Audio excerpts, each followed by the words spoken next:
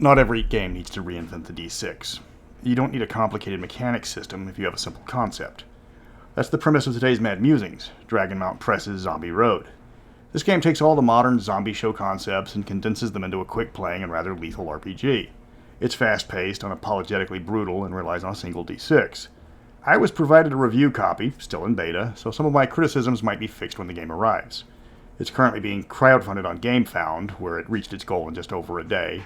There's still some time left if you want a copy, but bear in mind that this is crowdfunding, so all the usual caveats apply. I'm Mr. Welch, and what's in your head? In your head. Zombie. Zombie. Zombie. Zombie Road is an upcoming game by Dragonmount Press, written by Miklos Matsai, and I probably butchered that name, but my Hungarian isn't the greatest, so I'll approximate with what I know from the Czech language. Thank you, Dominique, for teaching me a few words all those years ago in Austin. Kazmi Sava Kozy. It's the only words I still remember. Armin Rethley is credited as the co-author. Christian Tooley gets the nod as the cover artist, as well as Miklos. As this was a beta copy, the interior art wasn't finished yet, so I can't comment on that. The game weighs in at 148 pages with full-color illustrations and graphics from what was included. The premise of Zombie Road is straightforward. It's the end of civilization because of all the zombies. Doesn't matter what caused them, the game gives multiple suggestions, all of which were culled from various zombie movies. Society collapsed almost immediately, and your characters are survivors trying to keep going in an undead-filled apocalypse. Just like all the other zombie games out there. So what makes this one different from, say, All Flesh Must Be Eaten? In a word, minimalist. Zombie Road's mechanics are done with a single D6. That's it. Roll a die. If you hit a 6, you succeed. If you hit a 5, you can succeed, but something bad happens. Everything else is a failure. You add in all your bonuses to hit the target number. Some rolls are dueling dice. Everybody rolls a die, add bonuses, and the high roll wins. Ties go to the defender. That's the mechanics system in a nutshell.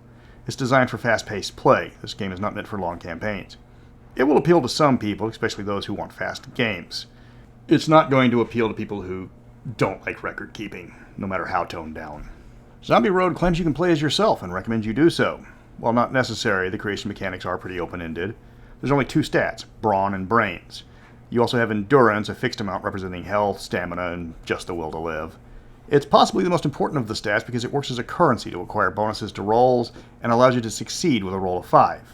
There's many ways to lose it, and there are a fair number of ways to regain it. If you lose all of it and aren't revived, you die of exhaustion. This stat will fluctuate wildly in the game, and players will always be looking for new ways to increase it.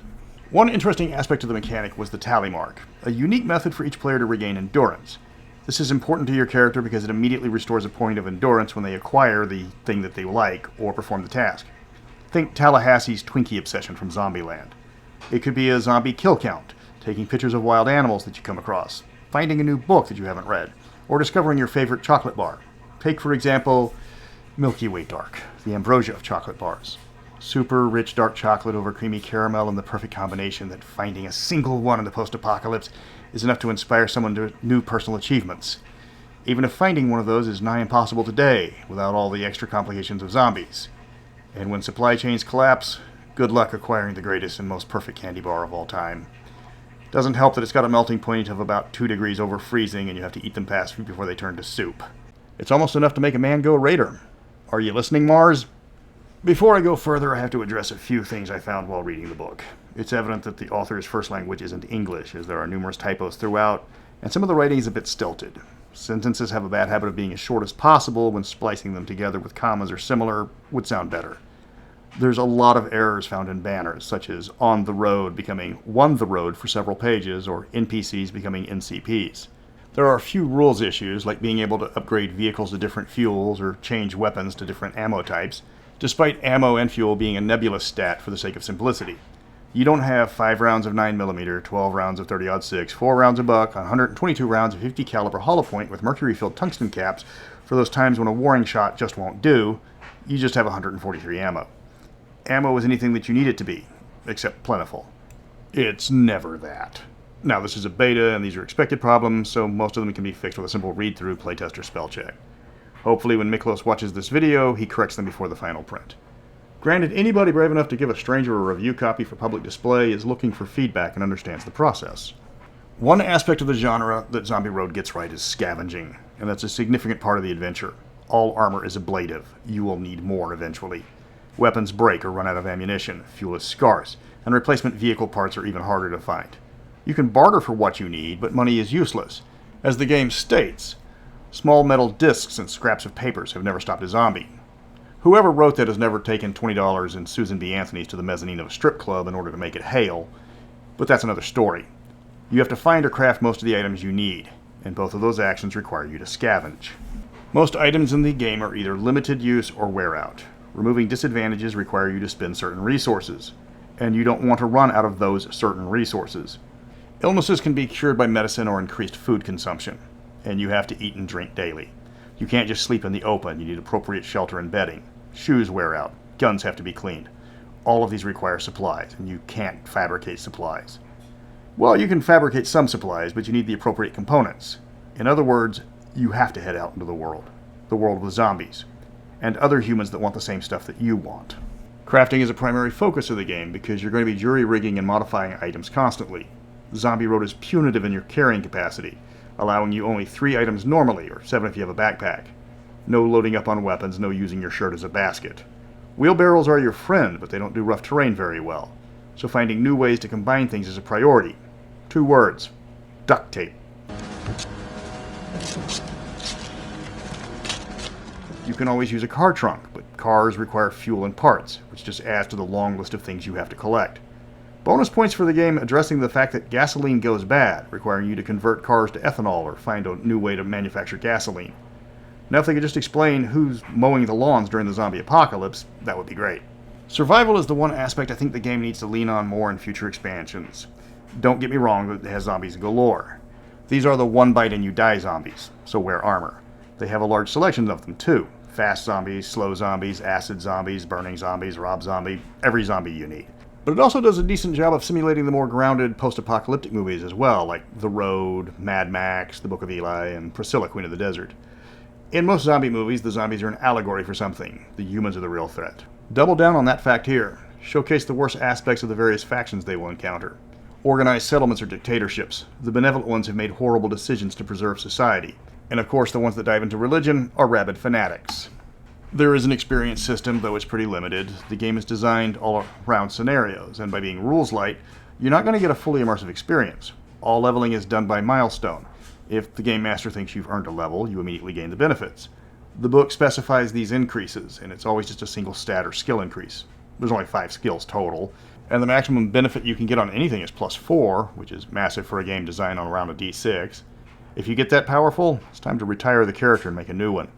It even says your total skill points can't exceed 5 combined. There are rules for high-level play, but with such a limited die range, the game breaks down quickly at that point. Unlike The Walking Dead, Zombie Road will not linger well past its relevance. There is a DM section on how to run zombie survival games, and there's only a few scenarios. It provides information on rules on the types of regions that you will encounter, and while brief, it's rather informative. The more resources and supplies you will find in an area, the more enemies you will encounter. New York might be filled with food and shelter, but it's also wall-to-wall zombies.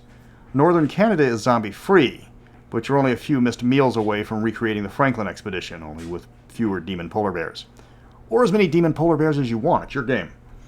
This part of the book hammers home the survival aspect. The further you get, the more you rely on your skills rather than your weapons. And the zombie-free regions tend to be the supply-free regions as well. The game is mix and match by design. It lists possible causes of the zombie plague, different human threats, and what life could be like in Zombieland. Then it's up to the game master to decide what makes their zombie apocalypse unique. Where are the survivors going to hole up? Is there a sanctuary they need to get to? Can the zombie plague be reversed? Are the zombies undead or infected? Do headshots kill them, or do you need to torch them? Is this a temporary outbreak or more permanent? It gives all the ups and downs of scenarios, and you get to design your games with tips and suggestions from more than a few zombie movies. Setting the game is essential. If you decide to put it in a place where there's not much interaction, players will get bored. There's a lot more zombie fighting and survival checks in Cardiff than, say, Three Cocks. You're going to have a better game set in Chicago than in Brewster, Nebraska. Even with its minimalist design choices, Zombie Road recommends you flesh out your setting with the core premise to give it life. It also gives you a decent number of suggestions for zombie movies, but I don't think the list is anywhere near complete. Also, they incidentally put Blood Quantum and Shaun of the Dead on the same line on their list. You asked if the book had any errors in it, Miklos, and that's the one I found, among others. It doesn't mention the Romero classics as examples, or Return of the Living Dead, Dead Alive, Train to Busan, World War Z, at least just the book, the Spanish Wreck series, or the rather obscure Zombie Towers, or whatever they're calling it now.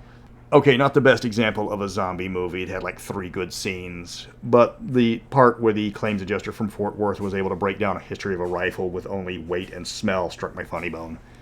This is in addition to the more modern apocalypse survival inspirations the game does a good job of grasping that need to get more attention. You could easily run Zombie Road without zombies as a bleak survival game and it wouldn't lose a beat. That's Zombie Road. It does what it's intended to do without making things complicated. My biggest concern is the zombie genre's time seems to have passed. The game would have gotten a bigger audience 10 years ago. It's not a bad zombie game, but you gotta strike while the iron is hot. Getting a physical copy from the crowdfunding is about $25, a decent price for a full-color book at this size. I don't know if there's going to be expansions, but if you want to play fast, bare-bones survival, it's not a bad option. Next up is one that I've been asked about for a while, Exalted, the high-powered not-anime game. The one with the legendarily divisive fanbase, over-the-top antics, and almost fluid backstory. This one might take a while to write. Sometimes you're so impulsive, you shaved off all your hair, you look like Boris Karloff, and you don't even care.